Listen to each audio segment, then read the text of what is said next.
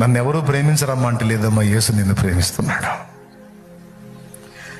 నీ కొరకే తన ప్రాణము పెట్టిన ప్రేమను చూడమ్మా, నిన్ను చూడక ఉండలేని ఆ ప్రేమే నిజమమ్మా. అందరూ నిన్ను మరచిన గాని మరువని స్నేహితుడే, కొందరిలాగా మధ్యలో నిన్ను విడువని ప్రేమికుడే.